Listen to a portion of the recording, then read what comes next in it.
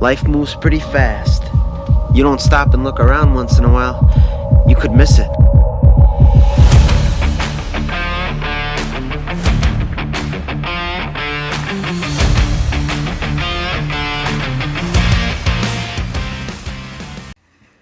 Well, let's get started, Cam. Yeah, mate. Welcome to our official first episode, I would say, of Get Outdoors with Drew and Cam. Welcome to today's episode, Cam. Welcome, mate. How's your week been? Been ticking along. We got a cheeky overnighter up to Dargo. Cheeky overnighter. Stayed away. When I say cheeky, it was just a quick spur of the moment job.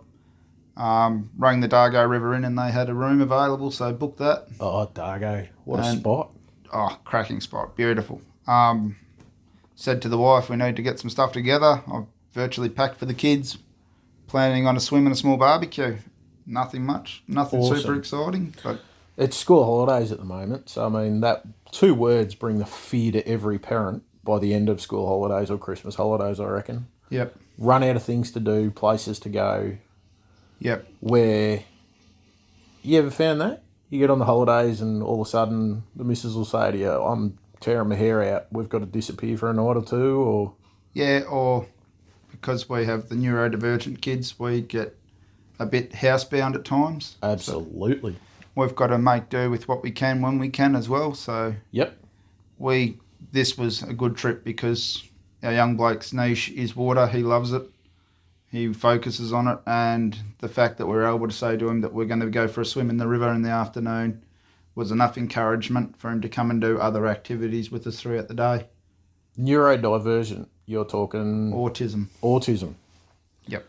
That has to be a hurdle and a half at the best of times to get out bush, yeah? Best of time to get out bush, the best of time to even sometimes just go to the shops. Yep. Understandable. And you rocked it hardcore from the photos and discussions we had. Yep. You actually got up to Dargo, got to the pub, had accommodation, hit the bush. What was the highlight of your trip there? Where were you aiming for?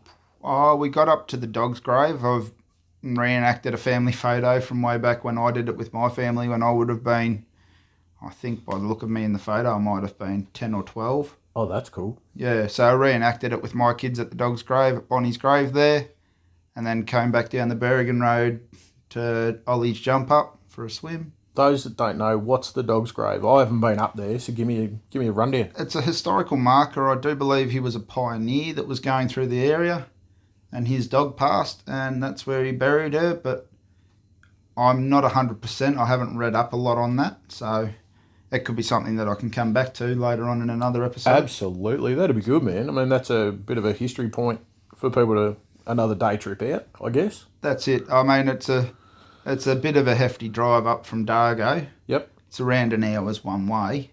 Okay. But that kills a whole day if you were to take the family up to Dargo. And where did you stay? Where did you say you stayed? The Dargo River Inn, we stayed in one of their bunkhouses. So it's 3 rooms with 2 bunks in each, 2 toilets, 2 showers, and a simple kitchen. Nothing fancy, no TV. No couches. Did you take sleeping bags? They had bedding. What's the go? Bedding was provided. Oh. All part of it. Yeah. There was tea, coffee, sugar, kettle, toaster, some basic amenities, the fridge, good basics. freezer. Yeah. Yeah. So a good base place to start out of. There's plenty of non-powered camping sites or powered camping sites there as well if you're towing a camper trailer or something. Oh, okay. So I could get up there with the caravan, the canopy, swags, whatever we kind of chose to get up there with. There'd be accommodation for that. Yeah, there would be. They've got, I think it was 3-acre site that they are, all good grassy areas. And that's connected to the Dargo River Inn? Or? Yes, that's on the premises. So they do meals there as well. Oh, I've heard they've got a cracking fireplace and a really good bar. I actually decided against going into the River Inn. we did our accommodation there, and I went to the iconic Dargo Hotel with my family for dinner. So that was never a disappointing feed at the Dargo Hotel. Awesome. That's cool. What about yourself? No, I was fortunate. I took my eldest to Anderson Inlet. Thought we'd go for a bit of a day run. The wife was busy with the other daughter, so we zoomed up to Anderson Inlet to the new Mars boat ramp. Interesting bit of a setup, isn't it? It is incredible, dude. As a boat ramp goes, I think they've actually got it down pat quite well. I wouldn't want to launch a tinny in there. I mean, I'm not really any experienced boatman, but the speed of that current, Yep. you'd cast your line to your, like 90 degrees left, and within 2 or 3 minutes it was onto your went 180 to your right hand side. Yep. I've heard some people say that the problem with that new boat ramp is there's no corner protection on it. Correct. And there has been actually a couple of holes get some boats in it already. Yep. Some boats get holes in it already because of that exposed timber corner on the boat ramp to the pier. I had, there was one bloke with a tinny. It was probably, 12 foot, 13 foot tinny roughly with a rear motor. Yep. I gave him a hand to actually get his boat round onto his trailer so we could tow it out. The current was going that hard, but it was also low tide, so that would have made it quite a bit more awkward, I assume. It was a lot more awkward at low tide on the old boat ramp, I'll give you the tip. You're in half a foot of water for about 200 or 200 metres off the boat, off the beach. Right. You could almost wade out, I suppose, but you hit that current, it'd take you off your feet. Yeah. There'd be no issue there. But, we threw some lines out just with some really, really cheap bait. Someone mentioned to me to try fresh chicken breast. So Jem and I cut it up into little strips, like you would with squid, I guess. Yep. Some smaller hooks. Casting out, we ended up with 4 flathead that were pretty much on size or just under. Yep, being 27 centimetres. My thong is actually 300 centimetres. Yep. So I was using that as my measuring stick. And if they weren't as long as my thong, I threw it back. So I count the 4 flathead, they went back, 2 salmon, and we helped a lady and her 2 daughters reel in a pinky. Yep. First fish she ever caught, baby snapper. That's fantastic. It was absolute blast.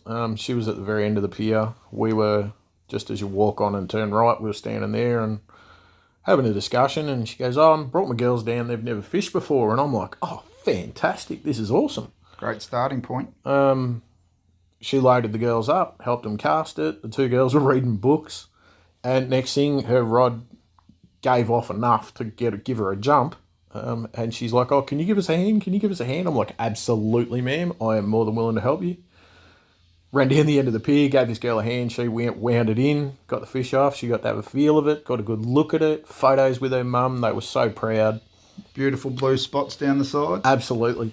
Yep. It was insane. It's like I've never seen a pinky looking like that. That vibrant? Yeah, man. Yep. It was vibrant as. Gave her a chop out with that. She was super appreciative. I think Mum had been fishing before. She wasn't sort of fussed about it, but the daughters, they were... Being their first fish, they're going to be rather excited. Yeah, man, absolutely. So I'm giving them high fives and they're jumping around thinking it's the best thing since sliced bread. The youngest of the 2 girls, she's like, oh, can I throw it back? I said, do you want to kiss it goodbye? And they both just freaked out. Do the old Rexy. Threw it back and they're like, nah, we've had enough. That's it. We've caught our fish. We're out of here now. Yep. I'm like, that is fantastic. And she walked past me and thanked me profusely for helping her. I'm like, just don't stop doing it. Keep the girls off the couch. And the fact that 2 girls were reading books, they weren't on iPads or phones or stuff like that. I think they're a little bit of a different breed. They're not caught up in the technology trap, I guess you'd say. Yeah, when I've been there with my kids, they spend more time running around on the beach than watching the fishing rods. But this is it. They're still there. Wouldn't you rather them run around on the beach than 100% be glued to a phone? Yep. We did that, and then on the way back, we went through Inverloch.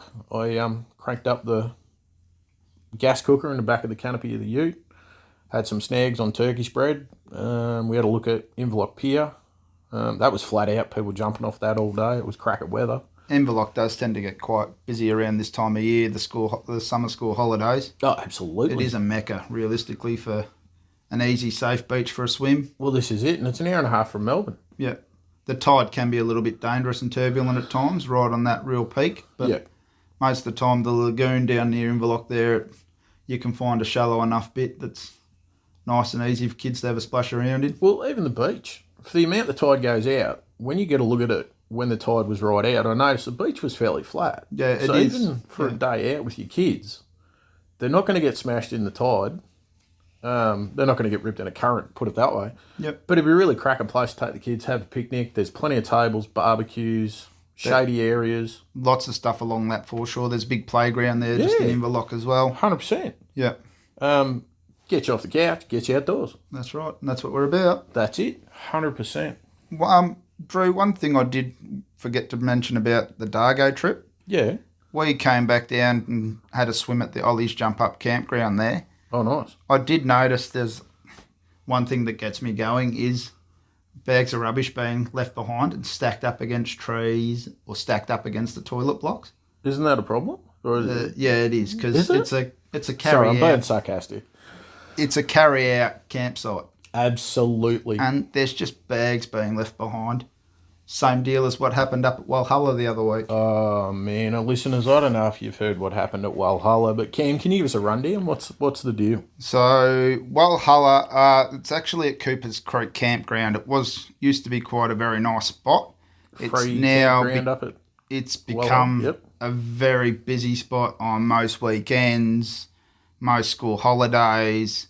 It's a no fee, no booking site, so it's first in, best dressed. Rightio. And it got to the point last week that it was at full capacity. It was above carrying capacity. Right. So there is a rock bar in the middle of the river crossing there because you can cross through the river from Cooper's Creek and go the back way around to Walhalla or Brunton's Bridge, I do believe. Yep. It's definitely has the signage about no camping on there because the Thompson is fed from the Thompson Reservoir and sometimes they do have to release bulk water. So that's potable water or drinking water as such. Virtually. It is dangerous, but these people were even to the point of virtually camping and blocking off the road access through the river crossing. They were on the rock bar. They were on the exits to it. There was people everywhere and rubbish left everywhere too. I have just seen those photos on Facebook. I am speechless how people can treat such a beautiful area like that with such neglect. Yeah, there And was ignorance. one fella that actually turned up and started cleaning up off his own back. I don't even think people know who he is. Good on him for doing what he's done. That's, yeah. Hey, I just read something then. I was just scripting through Facebook. They're doing a clean-up up there Yes, that's in the kayaks, is that right? weekend of the 20th, I think. 12th. The 12th? The 12th. Oh, so it is this weekend. So as we recorded, it's this weekend. Yeah. They've called out for all kayakers and paddlers to help paddle down the river from Cooper's Creek to Brunton's Bridge. I'm not sure if they're going beyond that to try and help clean up all the rubbish that might have drifted down the river, which is still yet again very unfortunate thing. What kind of rubbish are we talking about here, Cam? Like plastic bottles, plastic bags? Oh, it could be Food the scrap? stuff I noticed up at Dargo. The stuff I actually picked up to bring home as well was like Nutrigrain cereal wrappers, a single serve thing in a plastic bag. There was plastic bag I pulled out of I think it was like a lollies bag I pulled out of the river itself. There was a section of a pool noodle I pulled out of the river. According to the Post, people were dumping bags of used nappies and Yes, food scraps and overflowing toilet mess. They were crapping in the bush. the problem they have up there is, like I said, they were above carrying capacity and they are drop toilets. Man. The sheer volume of traffic, I would not be going near those things for months. So you've got also a bit of a history with the CFA. Yep. What kind of danger is that for people on such a hot day when people are double parked, car parks are at capacity, you can't drive in or drive out without moving 3 or 4 other cars? How much danger would that be for people if one of these fires that are not allowed to be lit get out of control?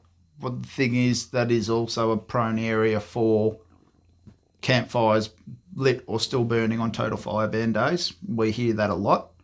Man. Our local brigade, our neighbouring brigades do head that way quite a bit.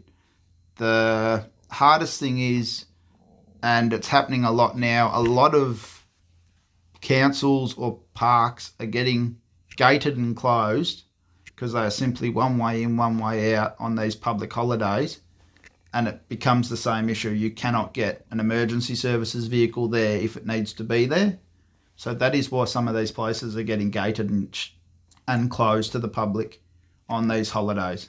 So they're getting gated and closed because of grubs that won't take rubbish out with them. That and the simple fact of not even considering others when parking on roadways and... Well, there was photos of them parking cars in the river as well. Yep.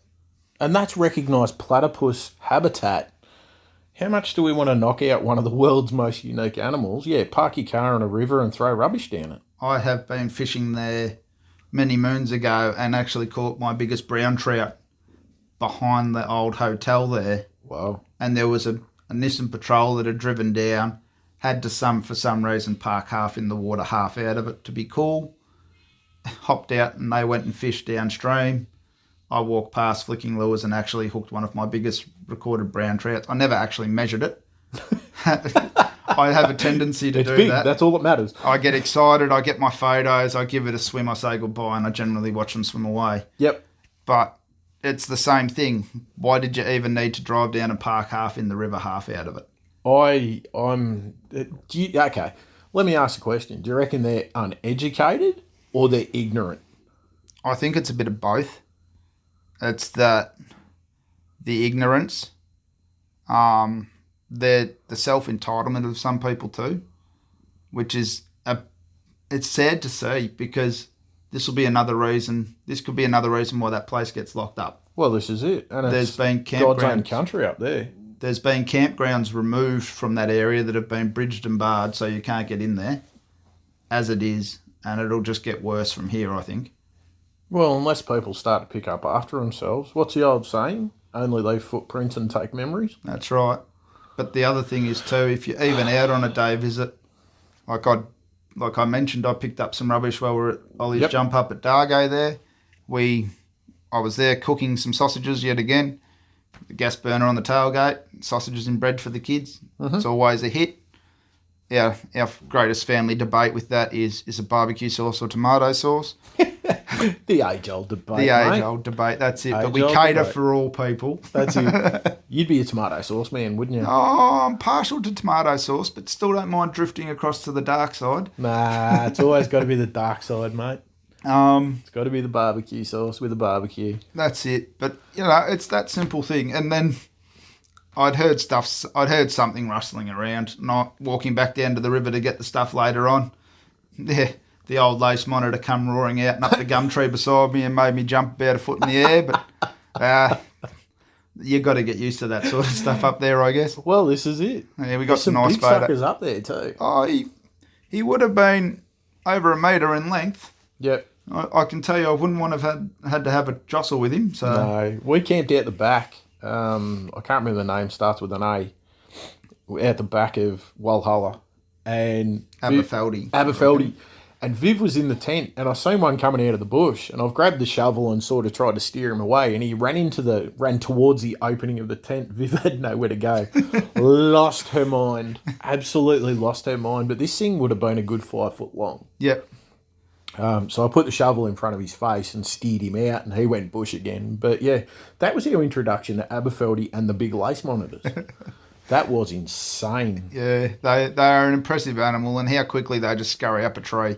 Yeah, I always got told if they chase you, lay down. Well, don't stand up because they think you're a tree and they'll Bingo. climb up you. They're going up. Yeah. And when you got hooks like an inch long, Yeah. Oh. I'm not Ouch. hanging around. But yeah, it's So how do we go about educating people? it can be as simple as just if you're going bush, set yourself up. Make sure you've got a big plastic bag that you're going to, or a biodegradable bag we've got to look at now. But you've got to look into those sorts of things, setting yourself up. So you're going to be taking, I know if I'm going bush, I've got a little storage box that I chuck in. It's got a couple of cups, some knives, forks, bit of oil, tongs. I've got a frying pan in there, a couple of spare gas cylinders. I think I've even got a cheeky couple of coffees in there as well. I use those little drip filter baskets. Oh, yeah, from Dog and Gun. Yeah, dog and gun ones. Who else would it be? Nah, that's right. I do enjoy my dog and gun. I think that makes a massive difference, having those pouches. We could just boil some water, bang, bit of milk, you're in a coffee. Job done. Yep. That's it. So we throw that in, and that box goes in every time we're heading off. The old Coolgardie, as I grew up hearing it was named. Yep. 10 litres of water. That'll get chucked in the back of the ute. Generally, that box have always got a couple of garbage bags in there, so I always bring home more than I take. Yep. So I'll pick up some rubbish as well from the spot. I've done that on numerous hikes. We did the Cathedral Ranges, and I even carried rubbish out from up top when we hiked down from there. Yep. It's that simple sort of stuff. You're doing that, and it makes somebody else's experience better. That's a good point. It's not about you as such. I mean, it's terrible behaviour to see empty drink bottles that they've carried all the way to the top of a mountain range, for crying out loud. Yeah. They drink it and they go, I don't need that anymore, and throw it on the side of the track. Yep. Crush the air out of it. It packs down small. Chuck it in your bag and keep going. Yep. So from a day trip to a week trip, let's say, Yep. whether it be in a car, wherever, if you were to go bush, you go to a campsite, you go to the beach. If you bring stuff with you, make sure you bring more back than what you took. Yep, 100%. Find 5 bits of rubbish. You know you're doing something positive. Yep. You're making a positive impact, and you're actually leading by example for other people that walk through the bush and might go, oh, there's actually no rubbish. I'll make sure I take mine out. How would you go about educating people to do that? I mean, we're doing a start here on our podcast with that. Well, hopefully this reaches somebody that might go, hey, I will pick up that empty bottle, or another big one is an empty beer can. Unfortunately, it's one that you will see almost everywhere you go. This is true. Which is disappointing, unfortunately, but it is just that simple thing of, leave only footprints, take only memories. That's it. So if we can get people to even if you're going to a local park, it doesn't even need to be out the bush. You go to a park and there's rubbish. We go through enough bags at Safeway, Woolworths, Coles, wherever, that you're going to have a bag or two that you can throw in the back of your car. That's right. Or a rubbish bag. You bring it home, throw it in your rubbish bin at home. Yep. And you've made a positive impact without even trying. That's Costs you right. nothing to be a good person.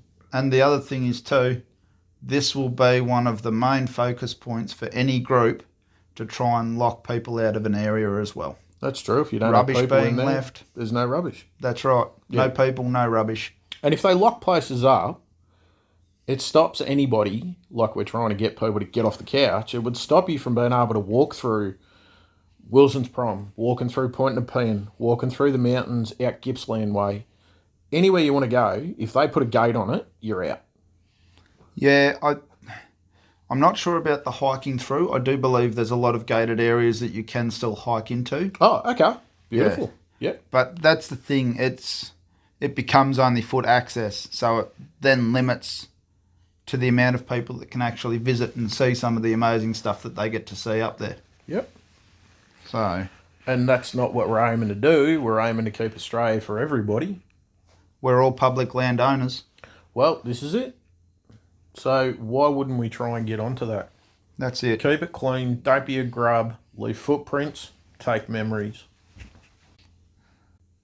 So moving on from that, you said before that you take a box with you. Yep. You have a water boiler. Heat it up. Smash out some Dog and Gun coffee. Yep. Which we're not sponsored by. What would be a really good entry level into boiling some water for lunch or to smash out a Dog and Gun coffee? Well, see, Kmart have released their version of theoretically it's a jet boil. Jet boil. Oh, that's the one I've got. Yep. So you have the actual jet boil itself. Correct. I can boil 1 point something litres of water in an awfully quick time. Yep. So the version I've bought, I got a Kathmandu one as a birthday present, which is just the pot itself and the lid. I got that, like I said, as a birthday. I've then bought a $11 burner with a piezo igniter in it, so just your little standard clicker gas igniter in the side of it, and a gas control valve that screws onto your small cylinders. I bought one of those off eBay for $13, $14, I think, all up. Off eBay. off eBay. So Okay. the thing is, with this sort of gear, you can either jump on eBay, see what's available. I've bought one off eBay Yep.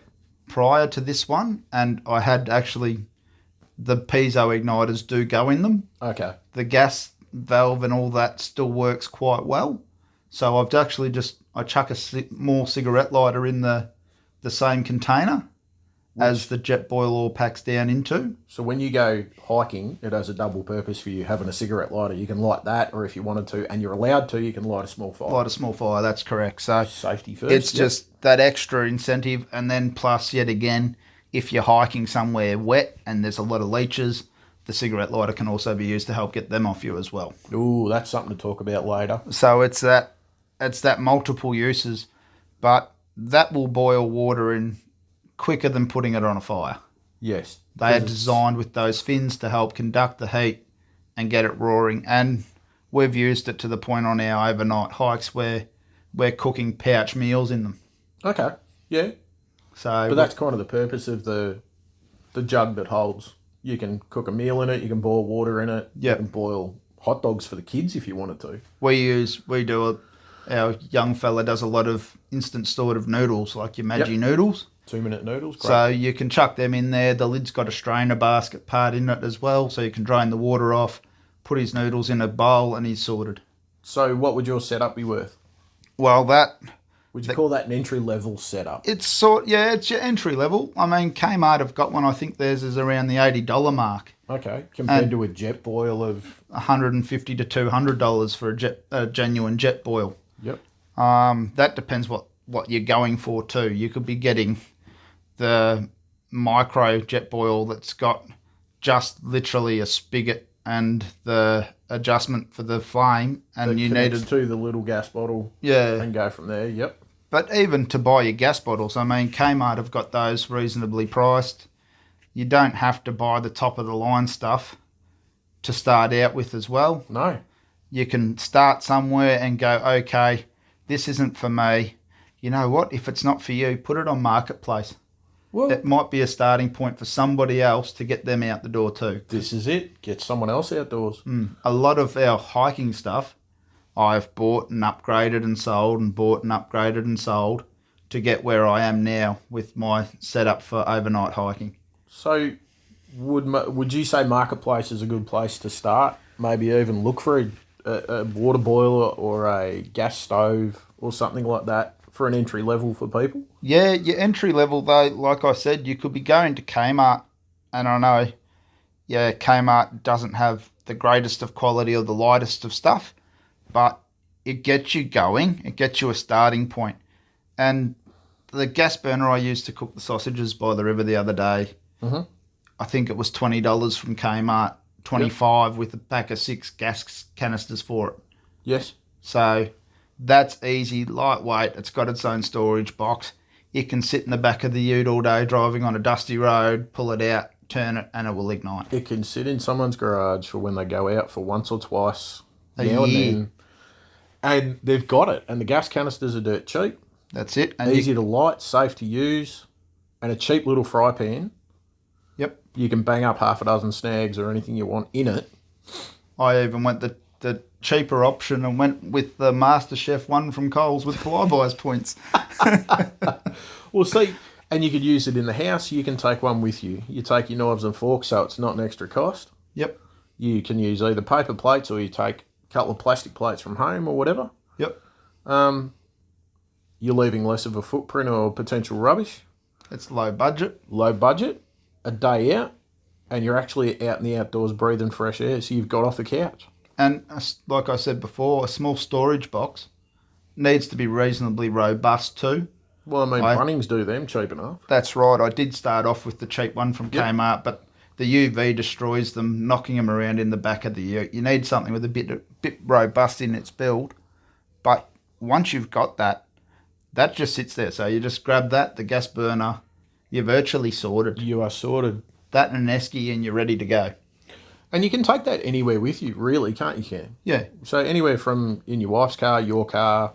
Yep. I mean, you and I both got utes. The wife's have both got like an SUV. It sits in the corner. Our kids are old enough that it would cover the essentials of what we need as a family. If you had younger kids, you could still utilise that by even warming up the water to give them a bottle or warming up a quick meal for them. Yep.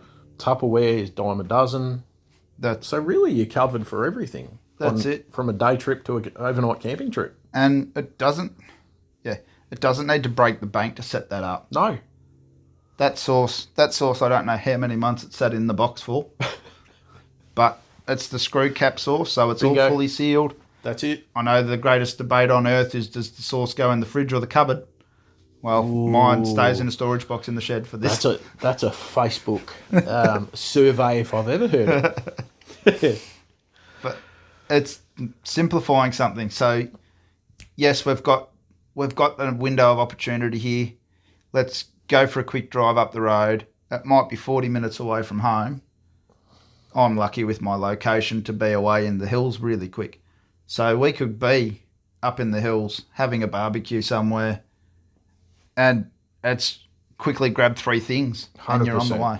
100%. A little bit of food, the box, get them in the car and go. Stop past Coles, get a loaf of bread and a tray of snacks. This is it. And I was heading out this morning on the way to your place, and it really came to light that as soon as you get on your side of packing them, everything just opens up. Yep. Literally, Gippsland has so much to look at. The one place that keeps coming to mind is the old town in... I'm stuck for a name here. Currambara. Old Currambara town. Yep. Even the old town you've got just past the Moe Macca's there. You're talking about Old Gippstown in Moe and the Coal Creek Museum. That's the one. Yeah, down in Currambara there. Yep. That's free. Definitely. I think they're free, yes. Minimal charge to get into Old Gippstown, I think. Yeah, but Coal Creek is free. So, Okay. Absolutely. And it's cracker of a drive. Like, it's a real eye-opener, I reckon, around that area. Beautiful little spot down towards Currambara. So you take your cooking gear with you, you've got lunch. You've got That's it. Free information overload for the kids. Yep. Enough area for them to run around. You can run around like an absolute banshee up there. Yep. And even finding a small, off the side of the road, parking spot. Yep. Find a little creek on the way home that's got a little picnic area. There's your spot for a barbecue. Well, just inside Currambara, there's a couple of really good spots there. Yep. And it makes for an awesome day trip, I reckon. That's it. Low cost, something to do, somewhere to go, somewhere to eat. And it's a really genuinely fantastic place to go. Well, Cam, I reckon that just about wraps up today's episode. Yeah, I reckon we do. Do you have any final words of wisdom that we want to pass on to people? Have fun and go do something that you've been thinking about doing. And do not be a grub. Oh, there's one other important thing, Cam. Yeah, mate. Check on your mates. That's it. Well, Cam, this has been our first official podcast that we will release. Yeah. Hopefully everybody has listened and enjoyed it. Hopefully we can get the legs behind this thing and make it something to help people. Absolutely, that's our aim. So thanks for listening. Check on your mates, and we will be back. Cheers all. Cheers.